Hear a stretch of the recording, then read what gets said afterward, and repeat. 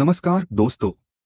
भारत एक देश जहां हर दिन नई कहानियां बनती है और हर कहानी में एक नया सबक होता है।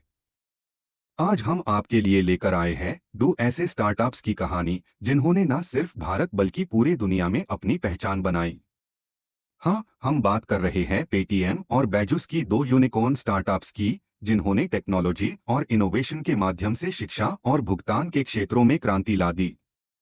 चलिए दोस्तों, आज हम देखते ये दोनों कंपनीज के rise and fall.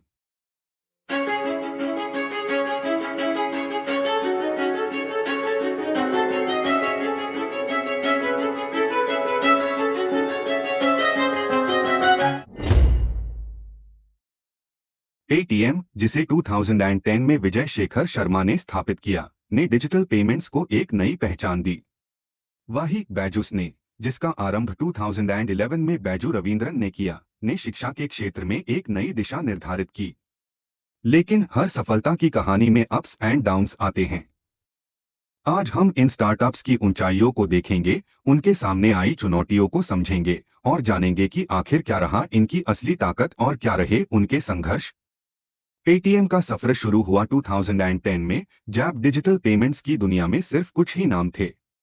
Vijay Shekhar Sharma ji ने इस प्लेटफॉर्म को बनाया था एक सिंपल विजन के साथ, हर भारतीय को डिजिटल पेमेंट्स तक आसान पहुंच उपलब्ध कराना। और क्या शानदार सफर रहा है दोस्तों। शुरुआती दिनों में पेटीएम ने मोबाइल रिचार्ज और बिल पेमेंट्स पर फोकस किया, पर जल्द ही उनका विजन एक्सपैंड हुआ और Paytm wallet, Paytm payments bank और पेटीएम मॉल जैसे इनोवेशंस ने मार्केट में धूम मचा दी। पेटीएम ने नए नए पार्टनरशिप्स किए और टेक्नोलॉजी में नए आयाम स्थापित किए, जिसे उनका यूजर बेस और भी बढ़ा। पेटीएम ने अपने इनोवेटिव सॉल्यूशंस से न सिर्फ पेमेंट्स सेक्टर में क्रांति लाई, बल्कि फाइनेंशियल सर्विसेज की दुनिया में भी एक नई पहचान बनाई। पेटीएम पेमेंट्स बैंक ने बैंकिंग सर्विसेज को और भी सुविधाजनक और एक्सेसिबल बनाया, स्पेशली उन लोगों के लिए जो पहली बार डिजिटल बैंकिंग की दुनिया से जुड़ रहे थे। लेकिन पेटीएम का असली टेस्ट तब शुरू हुआ जब उन्होंने 2021 में स्टॉक मार्केट में अपनी लिस्टिंग की। उनका आईपीओ भारत का सबसे बड़ा था, लेकिन शुरुआती रिस्पॉन्स मिक्स्ड रहा। शेयर्स के प्राइसेस में गिरावट आई और मार्केट वैल्यूएशन में भी कुछ हद तक कमी आई। इसके बावजूद पेटीएम ने हार नहीं मानी। उन्होंने नए मार्केट्स एक्सप्लोर किए और अपनी सर्विसेज को और भी बेहतर बनाने की कोशिश की। आज भी पेटीएम भारत के डिजिटल पेमेंट लैंडस्केप का एक बड़ा हिस्सा है और उनका सफर हम सबके लिए एक प्रेरणा का सोर्स है। हर बिजनेस जर्नी में चैलेंजेस आना एक नेचुरल प्रोसेस है और पेटीएम का सफर भी इसे अलग नहीं रहा। डिजिटल पेमेंट्स के क्षेत्र में अग्रणी बनने के बाद पेटीएम को कई रेगुलेटरी चैलेंजेस का सामना करना पड़ा, जो उनकी ग्रोथ स्टोरी में एक नया मोड़ ले आए। रिजर्व बैंक ऑफ इंडिया ने पेटीएम पेमेंट्स बैंक के ऊपर कड़ी नजर थी और कुछ मामलों में तो एक्शन भी लिया, जिसमें अनफेयर प्रैक्टिसेस और रेगुलेटरी वायलेशंस के आरोप लगे। ये कदम पेटीएम के लिए एक बड़ा झटका था, जिसने इन्वेस्टर्स और कस्टमर्स में चिंता का माहौल बनाया। मार्केट डायनामिक्स भी पेटीएम के लिए एक बड़ा चैलेंज साबित हुआ। उनका आईपीओ, जिसे बहुत उम्मीदों से देखा जा रहा था, ने मार्केट में मिक्स्ड रिएक्शंस पाए। शेयर्स प्राइस की गिरावट ने कई सवाल खड़े किए पेटीएम की बिजनेस मॉडल और फ्यूचर प्रॉस्पेक्ट्स की ऊपर। कंपटीशन भी तेज हो गया था। गूगल पे, फोन पे जैसे नए प्लेयर्स ने मार्केट में एंट्री मारी और तेजी से अपना बेस मजबूत किया। ये कॉम्पिटिटर्स ने पेटीएम के ट्रेडिशनल यूजर बेस को चैलेंज किया और डिजिटल पेमेंट स्पेस में इनोवेशन और कस्टमर एक्सपीरियंस पर नई बाजी लगाई। इसके अलावा रेगुलेटरी चेंजेस और कंप्लायंस कॉस्ट्स ने भी पेटीएम के ऑपरेशनल डायनामिक्स को प्रभावित किया। केवाईसी नॉर्म्स और डेटा लोकलाइजेशन जैसे निर्देशों ने न सिर्फ ऑपरेशनल कॉस्ट्स बढ़ा दिए, बल्कि कस्टमर एक्विजिशन और रिटेंशन स्ट्रैटेजीज को भी कॉम्प्लेक्स बना दिया। जैसे पेटीएम ने रेगुलेटरी चैलेंजेस का सामना किया, वैसे ही एक और चैलेंज ने उनका रास्ता रोका, तेज कंपटीशन और स्ट्रैटेजिक मिसस्टेप्स, जो उनकी मार्केट डोमिनेंस को परखने वाला था। डिजिटल पेमेंट का मैदान अब सिर्फ कुछ नाम तक सीमित नहीं रहा था, ये एक इनोवेशन और कस्टमर सेंट्रिक प्लेयर्स की लड़ाई बन चुकी थी। गूगल पे, फोन पे और अमेजॉन पे ने एंट्री मारी। इन नए प्लेयर्स ने अपने विशाल यूजर बेस और मजबूत टेक्नोलॉजिकल बैकबोन के साथ पेटीएम के मार्केट शेयर में तेजी से सेंक करना शुरू कर दिया। इन्होंने सीमलेस पेमेंट एक्सपीरियंसेस और ऐसे इंटरफेसेस प्रस्तुत किए जो भारतीय उपभोक्ताओं के बदलते प्रेफरेंसेस के साथ गूंज उठे। इस चैलेंज को और भी बढ़ा दिया पेटीएम के कुछ स्ट्रैटेजिक डिसीजंस ने, जो हमेशा सही प्रूव नहीं हुए। पेटीएम ने पेटीएम मॉल जैसे क्षेत्रों में डाइवर्सिफाई करने की कोशिश की, पर बावजूद सिग्निफिकेंट इन्वेस्टमेंट के ये एस्टैब्लिश्ड ई कॉमर्स जायंट्स के सामने स्ट्रगल करते रहे। ये डाइवर्सिफिकेशन ने पेटीएम के संसाधनों को बांट दिया, जिसने उनके मूल पेमेंट बिजनेस पर असर डाला।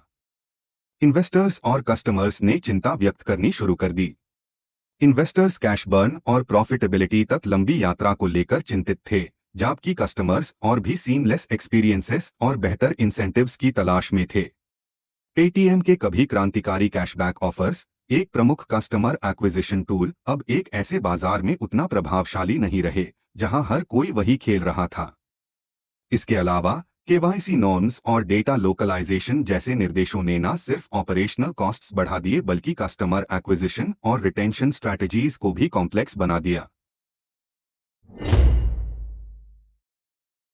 बैजुस भारत का एक लीडिंग एड टेक स्टार्टअप, जिसने शिक्षा को डिजिटल रूप से बदलकर रख दिया।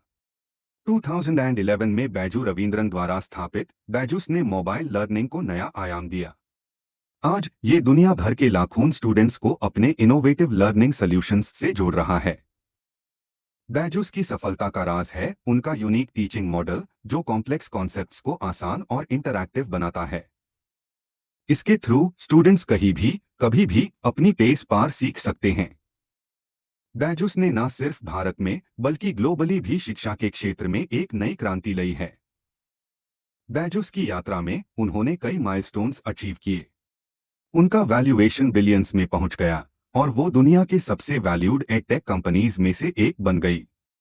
बैजुस ने कंटिन्यूअसली नए प्रोडक्ट्स लॉन्च किए और डिफरेंट एज ग्रुप्स के स्टूडेंट्स के लिए पर्सोनलाइज्ड लर्निंग एक्सपीरियंसेस प्रोवाइड किए। लेकिन हर सक्सेस की तरह बैजुस को भी अपने चैलेंजेस का सामना करना पड़ा।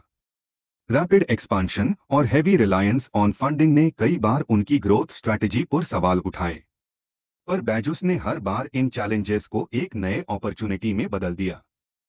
बैजुस का सफर हमें ये सिखाता है कि शिक्षा को नए तरीके से सोचने की जरूरत है।